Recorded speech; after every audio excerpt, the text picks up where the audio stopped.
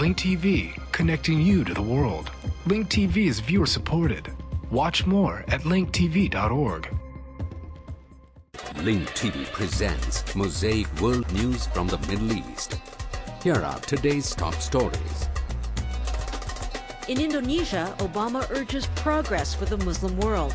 Voting begins in the Jordanian elections, and Hamas-Fatah reconciliation faces obstacles over security.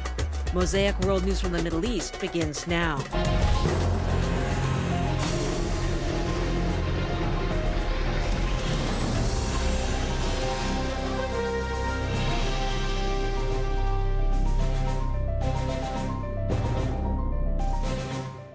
وقعت الولايات المتحدة وإندونيسيا اتفاقا لإقامة شراكة شاملة بين البلدين. The United States and Indonesia signed a comprehensive partnership agreement aimed at boosting their various ties, including economic and security. The American and Indonesian presidents announced the agreement after holding talks today in Jakarta. President Susilo Bambang Yudhoyono said the agreement covers the fields of education, energy, climate change, and the promotion of democracy. President Barack Obama affirmed Washington's commitment to rapprochement with the Muslim world and indicated that it contributes to boosting American security. وأشار إلى أن ذلك يساهم في تعزيز الأمن الأمريكي. تظاهر عشرات من الأشخاص. Dozens of people protested against Barack Obama's visit outside the American embassy in the Indonesian capital, Jakarta. The protesters held banners asking him to return to his country.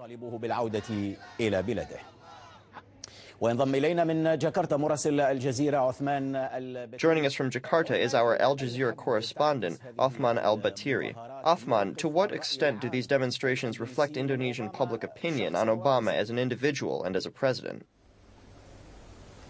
الحبيب الشارع الإندونيسي منذ البداية هو دائما Al-Habib, the Indonesian streets have always felt that the United States holds hostile positions when it comes to Muslim issues. The Indonesian people and street are sympathetic to these issues, and for this reason believe that the United States negatively views the Muslim world. الولايات المتحدة تنظر سلبا نحو العالم الإسلامي. When Obama took office, there was hope, even on the Indonesian street, that he might be somewhat different from his predecessor, the younger George Bush. بيختلف قليلا عن سلفه جورج بوش الابن. However, what we have been hearing, and what many Indonesian officials are saying, is that Obama did not change anything when it comes to American policy on Indonesia, and the way in which it deals with Muslim affairs, whether in Iraq, Afghanistan, or Palestine, and that its complete bias for the Israeli occupation persists. أو في أفغانستان أو في فلسطين والانحياز الكامل للاحتلال الإسرائيلي حسب رأيهم. These demonstrations, even if small, express the views of a segment of the Indonesian street that is angry with Obama's visit, and that it won't accomplish anything for Indonesia, and won't change American policy toward the Muslim world. وأنه هي لن تغير في سياسة الولايات المتحدة تجاه العالم الإسلامي. في حين ينظر Meanwhile, the Indonesian government, headed by President Yudhoyono, believes that President Obama's visit will be beneficial for Indonesia.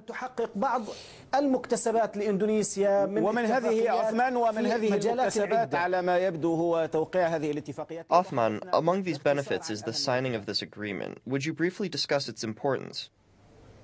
يعني بالنسبة للحكومة الإندونيسية التي تعيش ظروف اقتصادية صعبة ويعني تواجه العديد. For an Indonesian government that is enduring hard economic conditions and facing numerous crises, whether recurrent natural disasters or the internal and external economic crisis, it aspires to sign agreements with the United States. شيء من المكاسب مع الولايات المتحدة. تحدث الرئيس يوديونو عن أن President Yudhoyono discussed Indonesian-American investment valued at billions of dollars. He said the U.S. will grant his country approximately $160 million for education in Indonesia, and that bilateral investments will be enhanced. التعليم والارتقاء بالتعليم في إندونيسيا. تحدث على أن هناك الاستثمار. Indonesia was also hoping for additional cooperation on the military front, especially for the Indonesian army, since the U.S. had imposed a ban on the Indonesian army following its campaign against East Timor in the 90s, even if this ban has been gradually removed. الولايات المتحدة كانت قد فرضت حظر على الجيش الإندونيسي منذ أحداث تيمور الشرقية في التسعينيات، وإن كان رفع هذا الحظر تدريجيا. Obama's personality is of great interest to Indonesians. Media networks often focus on the years between 1968 and 1971, when he lived in Jakarta as a young child under the age of 10. In the following report, our correspondent in Jakarta, Suhaib Jasim, takes us to some of the places Obama spent his childhood in Indonesia. 40 years ago, Barack Obama spent a few years of his childhood in this neighborhood of Jakarta. A year after his mother, Ann Dunham, divorced her first husband, President Obama's father, she married an Indonesian man by the name of Soetoro and gave birth to Maya Soetoro. But the marriage did not last long. Obama lived in this house for a while.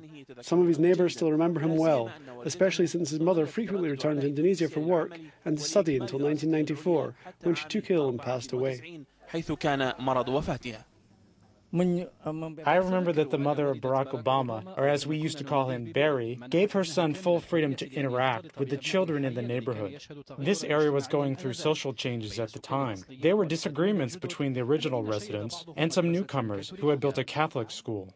Barack Obama studied at 2 schools in this suburb. This is one of them. Things in Jakarta are much different now than in the 1960s, when Indonesia was living with difficult security and political situations after hundreds of thousands of alleged communists were killed. Today, Obama returns to Indonesia to find the school where he once studied is now a mosque for Islamic studies, and people here have adopted the Western lifestyle. He also received a warmer welcome than his predecessor George Bush, not only from the media and liberal Islamic networks, but also from the most prominent Islamic groups.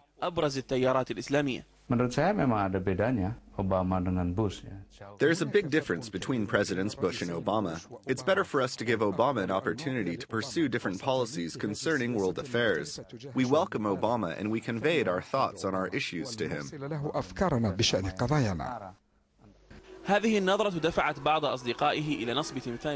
This opinion prompted some of his friends to put up a statue of him at this school, despite objections from many people.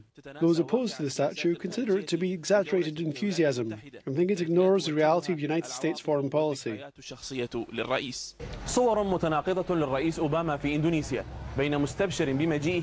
There are contradictory attitudes towards President Obama in Indonesia. Some are cheering his visit, while others do not expect any meaningful change in US foreign policy. Meanwhile, the majority of Indonesians see Obama's visit as merely another piece of celebrity news. They do not care about the political aspects of it. Suhaib Jasim, Al Jazeera, Jakarta.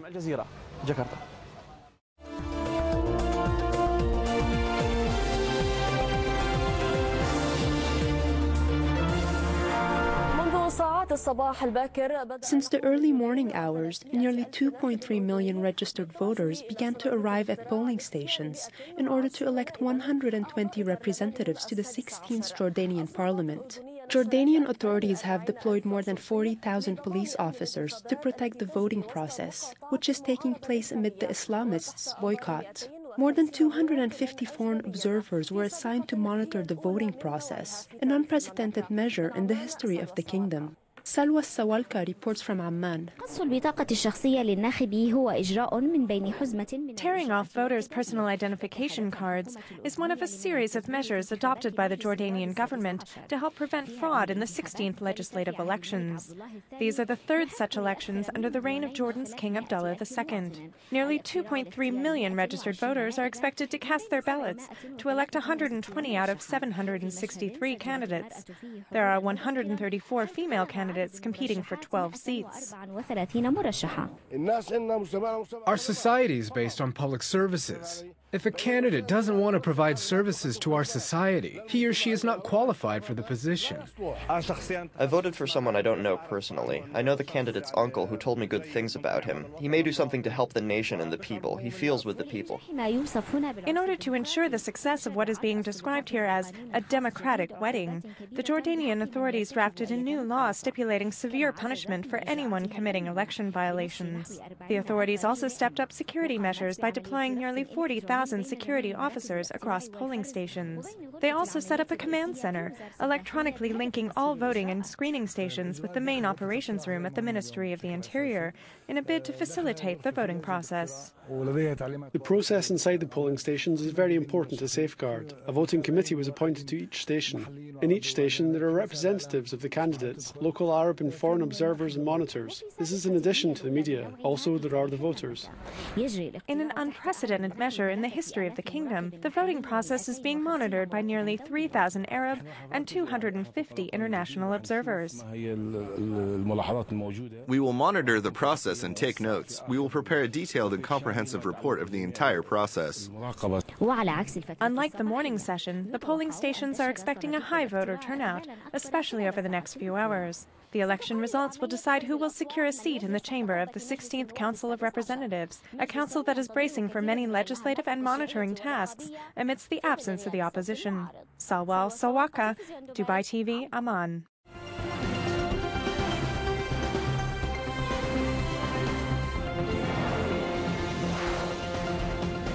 Now turning to Egypt, a coalition of rights groups says that government crackdown on opposition candidates will prevent a fair parliamentary election due later this month. Now, rights groups such as the Arab Network for Human Rights Information have noted the broad powers granted to the Interior Ministry. They say government has imposed restrictions on independent candidates belonging to the Muslim Brotherhood. The Brotherhood, the country's largest opposition movement, is fielding 134 candidates. Now the movement is registering them as independents to get around a ban on religious parties. The Muslim Brotherhood has accused the government of arresting dozens of its members since announcing it would run for election. Well, we're going to switch over to London, where we have a representative of the Muslim Brotherhood. In London, Mohammed Ghanem, thanks so much for being with us. Now, Mr. Ghanem, the Egyptian rights groups say that the government crackdown on opposition candidates means that there won't be fair parliamentary elections later this month. Do you agree with that? Do you think that the elections can be fair? Hello? Hello. Hello? Yes, did you hear the question? Election in Egypt would never be fair. It's a show. It has been repeated for the last nearly 60 years. I wonder when people, they say, fair election and democracy coming out of a dictatorship. We've got a proverb saying, if you haven't got something, you can't give it away. Egypt is a system in Egypt is a dictatorship. Mr. Mubarak, in power, he holds 85% of the power for the country. His son is the most influential figure in the National Party without any base at all. Mr. Mubarak himself, reached about 85 years of age. He cannot run his own affair, and he still insists to go for election. That's itself a contradiction. The whole thing is just a show. No democracy in Egypt. So, Mr. Ghanem, let me interrupt you. Mr. Ghanem, then why the elections? Why even, as you call it, have a show? Why do you think that that's taking place? Well, it's just trying to make a show. They try to convince people there is a democracy in Egypt. People will never... It's a part of the daily show in Egypt. Everything, it has a shape. But the intrinsic and the meaning of the thing is not there. As far as the system runs in a dictatorship, since the revolution until now, it's all fake. There is no democracy. It can't be democracy where this system and Mr. Mubarak holding 85% of the power in his hand.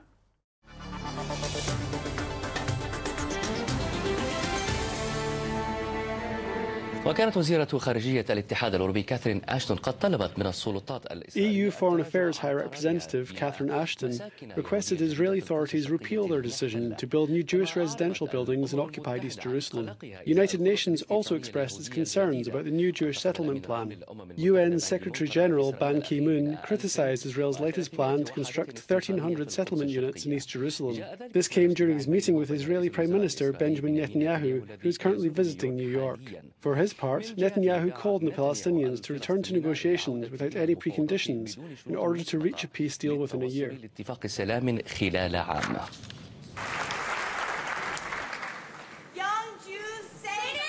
The protest came suddenly and brought an irritated expression to the face of Israeli Prime Minister Benjamin Netanyahu. What was this girl demanding at the Conference of Jewish Communities in North America? The loyalty oath delegitimizes the state of Israel. At first, Netanyahu tried to continue his speech, ignoring what was happening. But he had to stop talking for a moment when the girl was escorted out.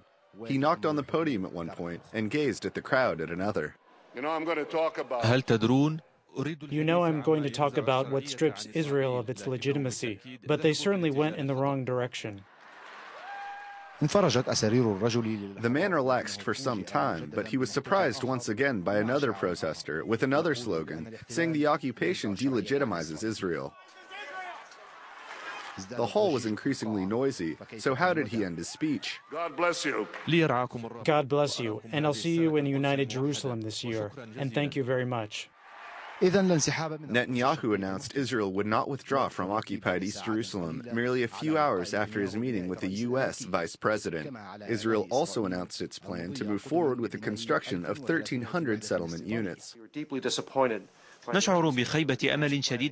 We were deeply disappointed that Israel announced the plan to build new residential units in the sensitive area of East Jerusalem. This announcement brings about the opposite result of our efforts to resume direct negotiations between the two sides. The Palestinian Authority strongly condemned the Israeli stance, especially since the Arabs and Americans have been exerting efforts in an attempt to resume direct negotiations. This is just one more sign that Israelis do not want the peace process. According to Netanyahu, the peace process is still alive. Moreover, he called on the Palestinians to reach an agreement within a year, despite his refusal to withdraw from Jerusalem, his plan for more settlements, his certain rejection to the return of refugees, his tightening Israeli security, and above all, his demand that the Palestinians recognize Israel as a Jewish state. Firas Kelani, BBC. يعقد في العاصمة السورية دمشق اجتماع بين حركتي فتح وحماس استكمالا لاجتماع العقد. The Hamas and Fatah movements are convening in the Syrian capital Damascus to resume the talks held in September. The meeting, in which the two sides will discuss Palestinian reconciliation, generated controversy after the Fatah movement asked to change the venue from Damascus before agreeing to hold it in the Syrian capital. So Damascus will host the meeting between the Fatah and Hamas movements after all. However, even if the two sides were able to overcome the venue issue, a number of obstacles remain. To my brothers in the Palestinian leadership and the Fatah movement, I say that the finest, greatest, and most complete act is to invest in this historic moment, to announce the achievement of reconciliation and the rebuilding of unity. هذه الدعوة التي أطلقها خالد مشعل من العاصمة. Khaled Mishal's call from the Syrian capital a few days ago is devoid of the conflict over the security issue, or so it seems. Observers of internal Palestinian affairs say that the largest obstacle to the signing of what is known as the reconciliation paper, the result of previous negotiations hosted by the Egyptian capital, is the dispute over the restructuring of the Palestinian Authority's security agencies. This obstacle is especially complicated in the Gaza Strip since Hamas formed its own security service after it took control of the Strip over 3 years ago. حركة فتح على لسان ممثليها تقول إن موضوع الأمن حساس. According to Fatah's representatives, the movement considers the security issue to be sensitive and refuses to return to the starting point. Therefore, it is focusing on a legal basis, which is the civil service law that was agreed to 5 years ago, and announced its refusal to what it calls the adoption of quotas. For its part, Hamas does not believe the Damascus meeting will resolve all of the complications related to the security issue and said it will propose a new approach to the security issue during the meeting. In either case, if the two sides come to an agreement, the Damascus meeting is expected to form a committee to monitor the reform of the security services. However, apart from the security issue, there are additional disputes topped by the negotiations with Israel, which are categorically rejected by Hamas, who views them as destined to fail. In addition, a detailed agreement on presidential and legislative elections remains undecided. Wael Al-Hajar, BBC.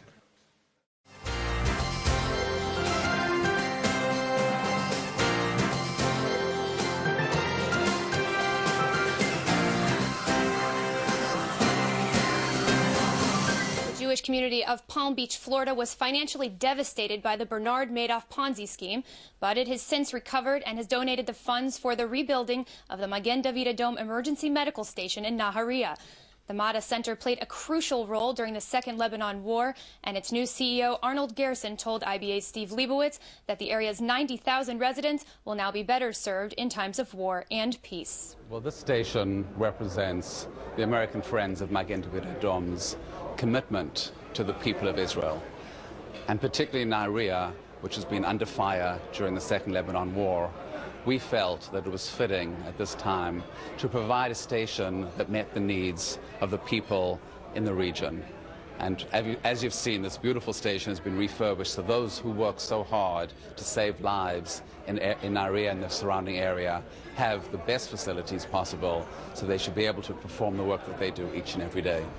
And now, when the next war comes, God forbid, you think that the city will be in a better situation because of this station? Absolutely. As you've seen, the station is now ready, and as we've heard from all the medics and all the staff here, how grateful they are that they are now fully equipped to be able to address any emergency that comes up. They've always been there on the front lines, but now more than ever, they have the capability to go out and take care of those in need whenever the emergency shall hit. Joseph Gerwin is no longer living. He was the main donor for this facility. Could you tell us something about him? Yes, Joe Gerwin was an incredible supporter of Magen David Adom. He is a well-known philanthropist throughout the United States. For years, he has supported many causes, but Magen David Adom was special to him, and he showed his commitment to the people of Israel through his support for the station at a time when the Madoff scandal hit, and he unfortunately was hit significantly.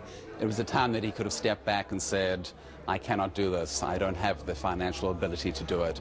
But he stood up, he came forth and he said, no, now more than ever, I need to make sure that this station is taken care of. And he challenged the Palm Beach community, which was so heavily hit by the Madoff scandal, to join him. And that's why you see the station is supported by both the Gerwins and the Palm Beach Jewish community for the incredible work that they see done each and every day through Magen David Adom. A rare glimmer of peace in the divided West Bank city of Hebron. Israeli and Palestinian youths staged an impromptu game of soccer on a recent Saturday and were cheered on by dozens of onlookers from both sectors. A group of Palestinian youths were playing soccer on a dirt pitch near the tomb of Abraham and Sarah when several Israelis decided to join in, despite the objections of a rabbi and security forces who were braced for clashes rather than sports. The street game carried on for some 20 minutes, pleasing several local Jewish leaders. I think it's wonderful. I think to see the people here, the children play together, it gives us a hope for peace in the future. When those politicians who divided the city decided to divide the city, they didn't think about the people here. We used to live here together, Jews and Arabs, in this town for many, many years. I remember that. I remember children playing every day.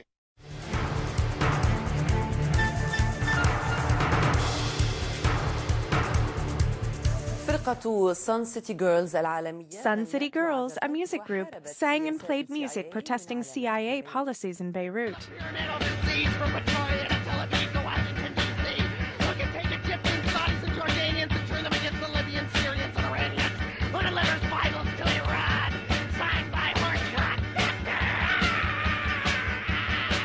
Sun City Girls slammed Mossad, the CIA, totalitarianism, the Zionist entity, and the Israeli occupation in their music. The U.S.'s reaction to this was to smear the band's reputation and create obstacles on their artistic path. As a result, this legendary underground music group is touring the whole world. Today, they are in Lebanon on their first trip to the Arab world. 30 years, but, you know, it has to be a certain crowd that would know us. We're not popular musicians by any chance, but...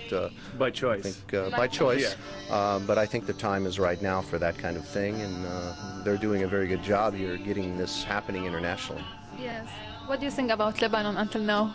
Well, I've always wanted to be here. I've been here now for a day and a half, so I've had little time so far. But I want to just play get the shows out of the way so I can spend some time in the city and really have a good time here. What did you hear about our city? Well, I've heard a lot. You know, we grew up listening to stories about Beirut because my grandparents were from Shuwaifet. Really? Yes, and so we always heard about the old country, as they would always refer to it, and I just have never had a chance to get here. And along those lines, we also were first exposed to Middle Eastern music when we were very small, like Farid El-Atrash and Kulthum, Feiruz, that they would play all the time. And so it's finally good to be on the soil, for me especially.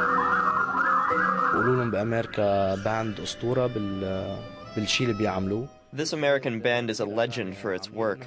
It has recorded many songs, including their own, and Arabic music. They recorded a lot of music in the 80s when they used to travel to the Arab world, including music by Farid El-Atrash, Armenian music, and other musical elements from the Middle East and the Arab world. They changed the arrangement of these songs in their own way. All of their work is about recomposing popular songs from developing countries. As Arabs, when we hear songs by Farid El-Atrash, do we immediately notice that it's his music, or have they recomposed it in a way that makes it unrecognizable? I mean, you can recognize it by the melody.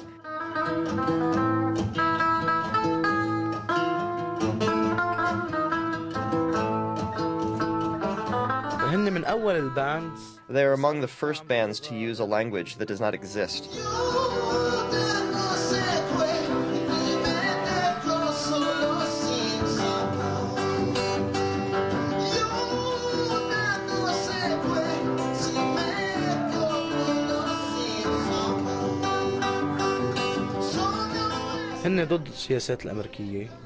They are against U.S. foreign policies, and they are very clearly against the occupation of Palestine.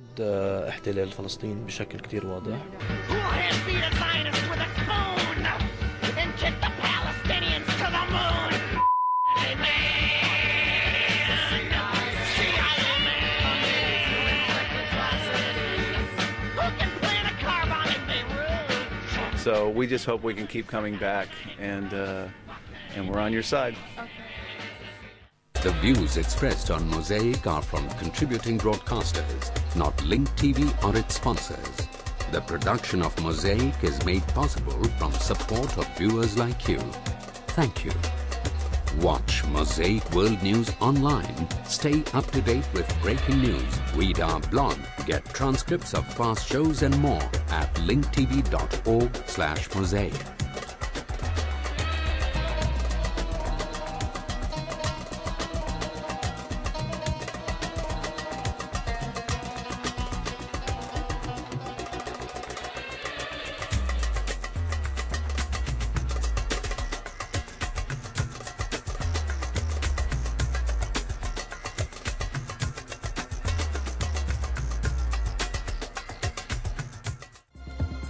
This program is brought to you by Link TV for educational and non-commercial use only.